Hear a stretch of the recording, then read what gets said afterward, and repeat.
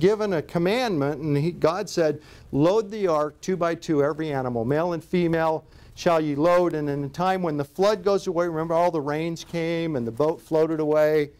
Well, Noah had a problem he found on board his boat. He began to hear at some point this ticking sound, and he'd hear it usually in the evening, and in the morning you'd hear this. And at first it didn't bother him too much, and then some of the family members approached Noah and said, Noah, the ark is beginning to fill with water. What do you think Noah did? Hey, he needed to figure out why there was water coming in. And you know what he found out as they began to watch? It wasn't the alligators, it wasn't the giraffes, it wasn't the elephants. It was this little teeny woodpecker that had families. The little woodpecker was pecking holes in his ark.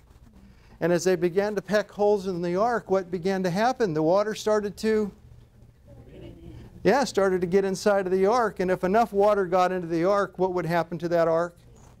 It would sink. So Noah had to capture the woodpeckers. We know that he didn't kill them. You know why? They're still woodpeckers today. All right, there's still woodpeckers today. So he actually captured the woodpeckers and put them in cages. They patched up the holes, and the story is history.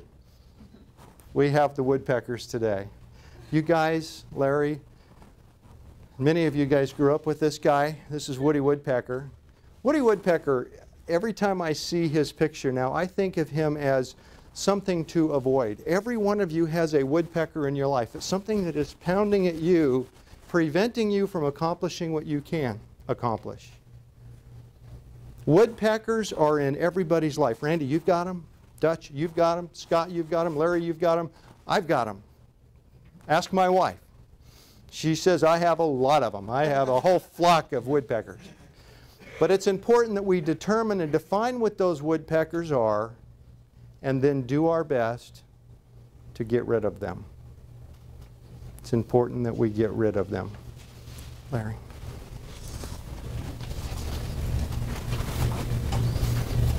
There you go.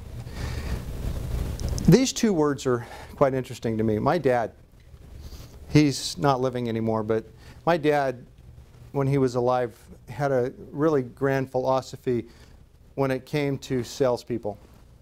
Simple as this. They lie, they cheat, I don't like them. And my dad was a wonderful guy, but he was a pharmacist by trade in the day when you could have a small pharmacy store and make a really good living at it. Well, when I came back from school and made a decision that I was going to go into sales, I needed to approach my dad because my dad wanted me to be a pharmacist like he was so that I could follow in the family tradition. Well, I had worked in a pharmacy long enough to know that I was not going to count pills for the rest of my life. I just didn't want to do it.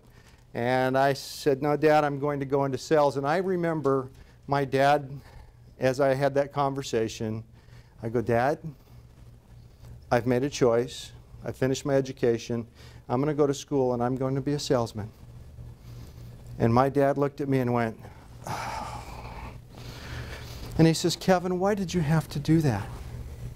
And then he hesitated for a minute, and he looked me right in the eyes, and he said, Kevin, I love you, and the choice is yours to be made.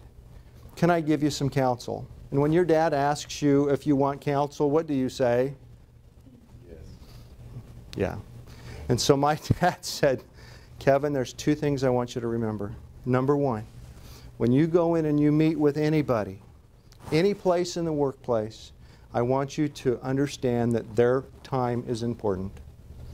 Anytime you go in and approach somebody that is working, you're asking them to give up time for you. Respect that. If they're busy, learn to walk away. Wave, give them a card, do something, but learn to know when people are too busy to talk to you and walk away. I've done that, and you know what I've learned? I always get calls back later because people, they respect you for respecting them. Take pride in your work. There's a difference between pride and being proud. What does it mean if you know somebody that's just really proud and you don't like them because they think they're just so good? That's not good at all. People do not like being around people that really like themselves a lot. But people do like people that take pride in what they do. If you're going to do a job, Alejandra, do it right the first time. Take pride in what you do and feel good about the accomplishment. What we ask everybody to always do is to do that, but then to seek for perfection in the individual tasks that they do. Anybody in here perfect? What's your name? Maria Victoria. Maria Victoria? No, you ain't. No, you ain't. Do you have a husband? No. That's one of the things that makes me better. Oh! Oh! So that's where we make the comments. Oh, no wonder you're so happy. Oh, no, that's too funny. No, nobody's perfect. And you know something? And none of us in this room will ever become perfect at everything. But you know you can become perfect at certain things. You can become perfect at approaching somebody and listening to them better than you talk. I want you to know that if you go in to an employee, to your husband, to your wife, wherever the case may be, and if you will take the time to just look at them for a second and get a feel for what they're feeling before you interject something, you will have, just by doing that one little thing alone and becoming perfect at becoming a good listener, you'll have a better relationship with everybody that you do that with. One thing I have learned is people like to talk about themselves. How many times have you been in a conversation with somebody and you're telling them a story about yourself and then you realize that they're not really paying attention to you at all? You could actually stop mid-sentence and they wouldn't even notice it. Been there, and it's you feel kind of dumb because you realize they don't care. So understand, people care about who more than anybody else? They care about themselves. And so as you go in and you work with people, understand that. Work to go after what satisfies their needs. Don't worry about your own, because they will be met if you take care of the needs of the others. Seek for perfection. Do you guys all read? Who reads in here? Okay. Why is it important to read? To find out and to learn. Remember we were talking about preparing and then practicing? One of the best ways to prepare is in fact to read a lot.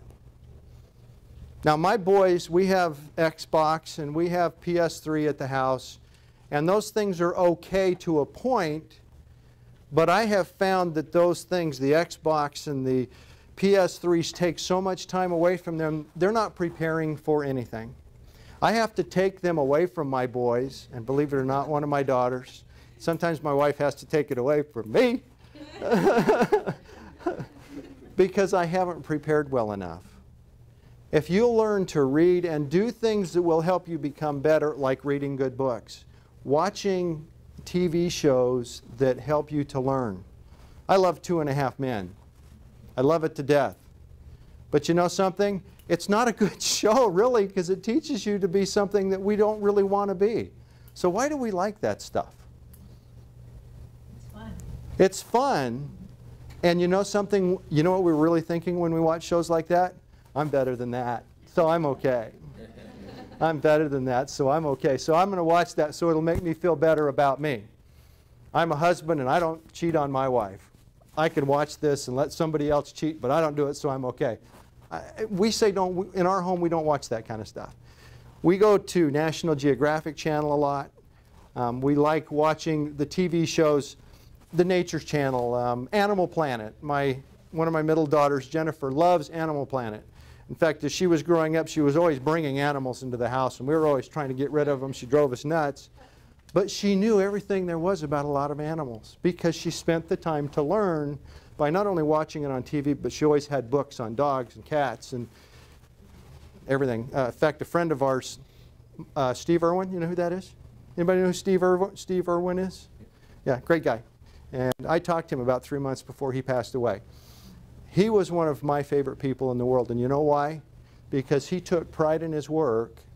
He sought perfection in being sure that you understood what he was trying to teach. He was a genuinely good guy. The first time I met Steve Irwin, he approached me and he began to talk to me. I wanted to ask him questions, but he talked to me about what I was doing. And I was selling toilet paper and janitorial supplies. And he was so excited to hear about what I did, I couldn't believe it. I think, Steve, I mean, you make all this money and you're dealing with crocodiles and alligators, and you want to hear me talk about toilet paper? I mean, this doesn't make sense to me. But he understood the value of becoming perfect at listening to other people. The second time I met Steve, he came running up to me and he says, Kevin, how many cases of toilet paper have you sold since the last time I saw you? It had been a couple of months. And it really cracked me up because he not only had a conversation with me, but he remembered what I had said. And you know what I think he did? And Steve and I talked about this a lot. You know, he went down and he wrote some notes. He wrote my name down. He wrote down toilet paper and a few odds and ends about me so that the next time he saw me, he would remember. And what he would do is he'd just thumb through it. And sometimes all you have to do is read it once, and then it'll always be stuck in your head as well as in the book. Seek perfection in everything you do. You may never achieve perfection, but it's an honest goal. Baseball. Is there any such thing as a perfect batter? Has anybody ever hit 1,000 in baseball? And what does that mean to hit 1,000 in baseball? What does that mean? Every time you get to the bat, up to the plate, you do what? You hit it, right? So you get a base hit. Scott, in baseball, how many people do you know of in the major leagues that have ever hit 1,000? 0.00. Absolutely nobody. So nobody's ever been perfect. Nobody's ever been perfect. So what is a good batting score in baseball? 300 or better is considered very good. Yeah, and you know, you think about that. 300 means you get up to bat 10 times, and 3 times you get on base. Is that really, does that sound that good, really? 3 and 10? Shoot, if I did that in my job, I'd get fired. You know, we've got to do better than 3 and 10, but yet in baseball, 3 and 10 is considered very, very good. If you ever were to hit 400, you'd be great. Has anybody ever hit a 400 batting average? They've got close. 41. And who was that? Ted Williams. Ted Williams. I think it was it's just barely over 400. 406, yeah. 406, yeah. So that was as close to perfection in baseball as he could get. And that was a 406. So 4 and 10 times he got a base hit. Now if you guys start working with your kids and you have that kind of a batting average, you're going to have problems, I'm telling you right now. So you need to work on it so that you're maybe batting 80% with your children, that the decisions that you make send you in the right direction as much as possible. How many of you guys think you're going to make mistakes? Yeah, we all make mistakes. Now, this is how we look at mistakes as we look towards seeking perfection. Mistakes are only mistakes if they're repeated over and over and over again. What we want you to do is get rid of mistakes in your life, and we want you to start having learning experiences. The difference between a mistake and a learning experience is this. When you have a learning experience, it means something went awry, you learned from it, and you changed something so that that experience would not happen again. As we get older, you know, we do things different because we've had enough experiences in